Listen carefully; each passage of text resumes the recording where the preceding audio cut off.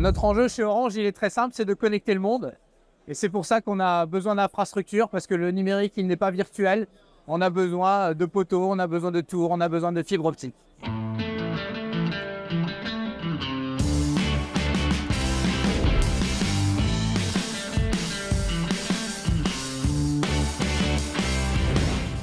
Pour qu'on puisse tous avoir accès à Internet pour nos besoins pro, nos besoins perso, on a besoin d'infrastructures. Et notre stratégie, elle est très simple finalement, c'est de déployer, investir dans les infrastructures dont on a besoin, de la fibre optique, des poteaux, des fourreaux, des câbles sous-marins, des tours mobiles.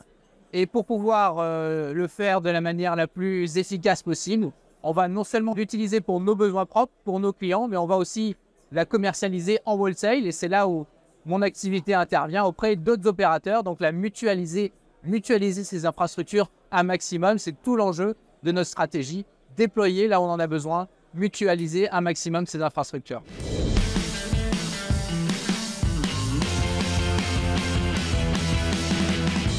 On a investi, on a un réseau mondial, hein, on a 100 points de présence dans le monde entier, on connecte des opérateurs dans le monde entier. Et finalement, Internet est mondial. Donc, quand on est en France, on a besoin d'accéder au contenu du monde entier. Mais évidemment, on a des investissements plus importants sur nos marchés domestiques où on est opérateur commercial. En France, en Europe, en Afrique et Moyen-Orient, ce sont les zones où on investit davantage sur les infrastructures domestiques, en plus de nos réseaux internationaux qui sont essentiellement composés de câbles sous-marins, de fibres optiques longue distance.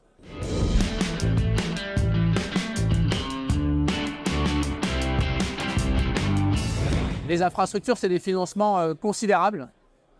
Chez Orange, on dispose de 22 milliards d'euros de valeur nette comptable de nos infrastructures, donc c'est considérable. C'est le premier poste de nos investissements. On investit 2,7 milliards par an dans ces infrastructures. Donc oui, et on a besoin d'investir partout, d'investir en Europe, d'investir aussi dans les pays émergents où la couverture n'est pas aussi bonne. En France, on a beaucoup investi dans la fibre optique qui va remplacer le réseau de cuivre.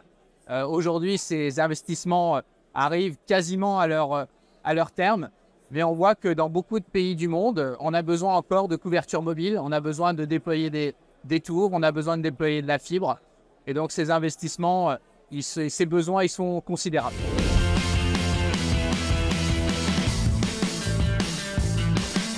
La première chose, c'est que le digital, il est utile pour décarboner l'économie, pour décarboner un certain nombre de secteurs, tout simplement parce qu'il permet d'optimiser tout un tas de processus, il permet d'éviter des déplacements.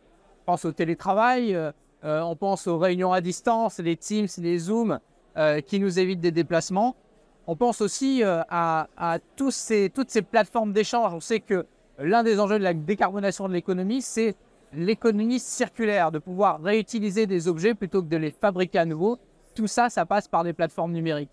Mais ça n'exonère pas le digital de sa propre responsabilité parce qu'on a aussi une empreinte carbone, bien entendu. Et donc, notre responsabilité, c'est de la minimiser. Chez Orange, on en est très conscient puisque finalement, on est aussi des victimes du réchauffement climatique. Nos réseaux, nos sites, nos tours peuvent être endommagés. On le voit encore récemment à Valence. On a eu évidemment nos sites mobiles qui sont tombés, qui ont été affectés par ces événements. Et donc, notre responsabilité, c'est de contribuer à ça. Et comment on le fait? On le fait d'abord en remplaçant les anciennes technologies. On évite de rajouter, quand on fait de la 4G, de la 5G, on va couper la 2G, la 3G. Quand on fait de la fibre, on va couper le cuivre qui est moins efficace. On le fait aussi en mutualisant le plus possible ces infrastructures parce qu'une tour, ce qui consomme beaucoup de carbone, c'est de la construire. C'est du béton, c'est des poteaux. Une fois qu'on l'a, si on a 2 opérateurs, 3 opérateurs sur la même tour, ça ne va pas émettre beaucoup plus de carbone. Quand on a de la fibre, finalement, le gros avantage avec le numérique, c'est que la capacité est quasi infinie. Et donc, le plus de capacité, le plus de mutualisation on a de cette fibre, le plus on va être efficace d'un point de vue de décarbonation.